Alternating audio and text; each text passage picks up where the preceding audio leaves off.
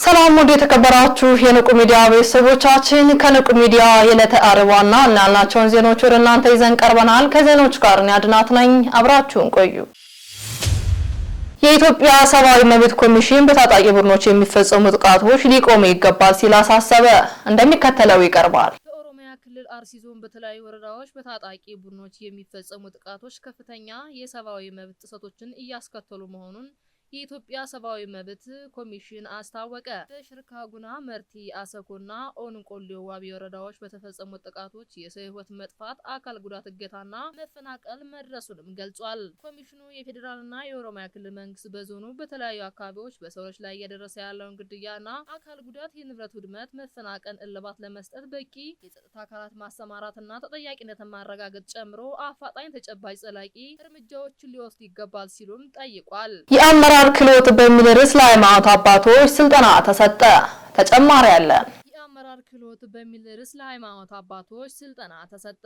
የአዲስ አበባ የሃይማኖት ተቋማት ጉባኤ ከአዲስ አበባ አመራር አካዳሚና ከአዲስ አበባ የሰላምና ጸጥታ ቢሮ ጋር በመተባበር ለ3 ቀናት የሚቆይ የአመራር ክህሎት ስልጠና ለሃይማኖት ተቋማት ጉባኤ አባል ቤተ እምነት መሪዎች የተዘጋጀ ሲሆን የመክፈቻ መርሃ ግብሩም ተካሂዷል። በመርሃ ግብሩ የአዲስ አበባ የሃይማኖት ተቋማት ጉባኤ ዋና ጸሐፊ መጋቢ ታምራት አበጋዝ፣ የአዲስ አበባ አመራር አካዳሚ ፕሬዝዳንት ዶክተር ጣሰው ገብሬና አቶ ብርሃን ረታ፣ የአዲስ አበባ ከተማ ሰላምና ጸጥታ አስተዳደር ቢሮ የሃይማኖትና የሰላም እሴት ግንባታ ዘርፍ ምክትል ቢሮ ኃላፊን ጨምሮ ከሁሉም ከተማ የተውጣጡ የሃይማኖት አባቶችም ተገኝተውበታል። የእንኳን ደህና መጣችሁ መልእክት ያስተላለፉት የአዲስ አበባ አመራር አካዳሚ ፕሬዝዳንት ዶክተር ጣሰው ገብሬ የአንድ መሪ የአመራር ክህሎት የሚመራው ተቋምን እንዲያድግም እንዲያውቅም አስተዋጽኦ ያበረክታል ሲሉ ከዚህም ስልጠና በኋላ የምትመሯቸውን ተቋማት የተሻለ እንዲሆኑ ያግዛልም ብለዋል። የአዲስ አበባ የሃይማኖት ተቋማት ጉባኤ ዋና ጸሐፊ መጋቢ ታምራት አበጋዝ በበኩላቸው ይህ ስልጠና የእውቀት መጨመሪያ ብቻ ሳይሆን የአመራር ችሎታ የሚያጠነክር፣ የአገልግሎት ጥራትን የሚያሻሽልና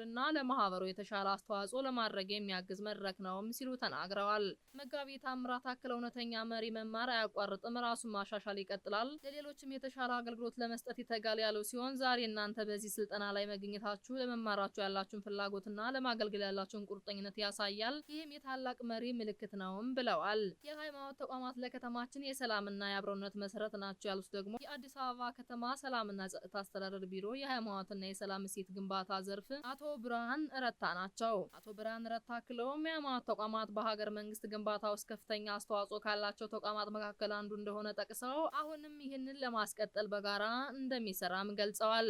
ለምስራቅ ጉራጌና ማረቆ ሀገረ ስብከት ከመንበረ ፓትርያርክ ጠቅላይ ቤተ ክህነት በመጡ ልኡካን ስልጠና ተሰጠ።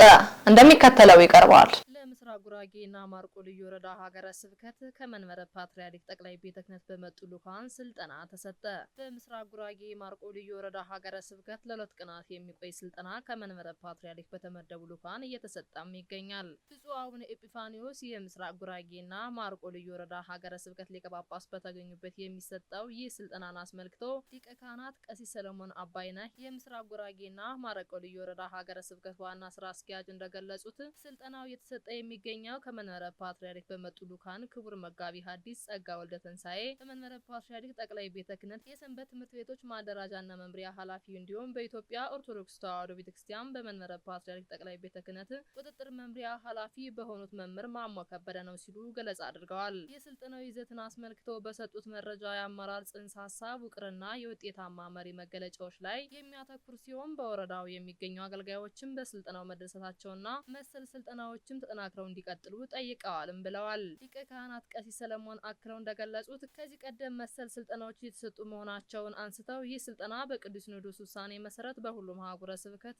የተሰጠ ነውም ብለዋል። በስልጠናው ላይ 400 የሚደርሱ በየደረጃው የሚገኙ የወረዳ አሰልጣኞችም ተሳትፈውበታል ሲሉ ተናግረዋል። በስልጠናው ላይ የሀገረ ስብከቱ ዋና ስራ አስኪያጅ ክቡር ሊቀ ካህናት ቀሲስ ሰለሞን አባይነህን ጨምሮ የሀገረ ስብከቱ የክፍል ኃላፊዎች፣ የወረዳው ሊቀ ካህናት፣ የገዳማትና አድባራት አስተዳዳሪዎች፣ የስብከተ ወንጌል መምህራን አባቶች፣ ካህናት፣ ዲያቆናት፣ የሰበካ ጉባኤ ሊቀ መናብርትና የሰንበት ትምህርት ቤት ተወካዮችም ተገኝተዋል። በመጨረሻም ለስልጠናው ስኬት ከብፁዕ አቡነ ኤጲፋኒዮስ የምስራቅ ጉራጌና ማረቆ ልዩ ወረዳ ሀገረ ስብከት ሊቀ ጳጳስ ጀምሮ በየደረጃው ለሚገኙ ኃላፊዎችንም አመስግነዋል። ስልጠናው ከሰዓት ውሎ ከሰልጣኞች ለሚነሱ ጥያቄዎች መልስ በመስጠት በብፁዕነታቸው ጸሎትና ቡራኬ ተጠናቋል። አባይ ባንክ ቤቶችና ህንጻዎች አስተዳደር ልማት ድርጅት የቤት ኪራይ አሰባሰብን በዘመናዊ አሰራር ሊሰራ መሆኑን አስታወቀ።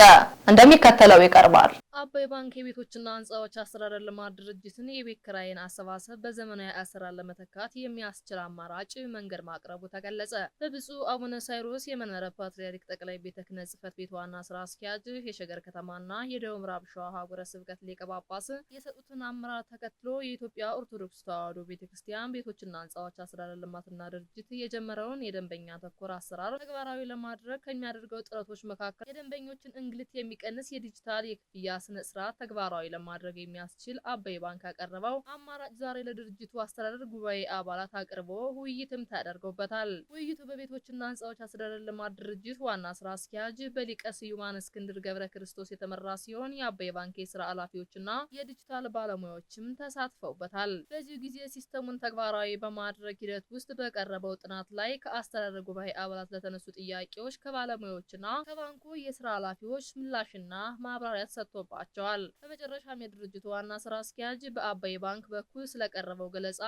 በቅርብ ጊዜ ውስጥ የድርጅቱን የክፍያ ስነ ስርዓት ዲጂታላይዝድ የማድረግ ስራ በይፋ የሚጀምሩ መሆኑን ገልጸው የመርሃ ግብሩ ፍጻሜም ሆኗል። ለአከ ወንጌል ቀሲስ በእደ ማርያም ይትባረክ ለበጎ አድራጎት ማህበር ድጋፍ አደረገ።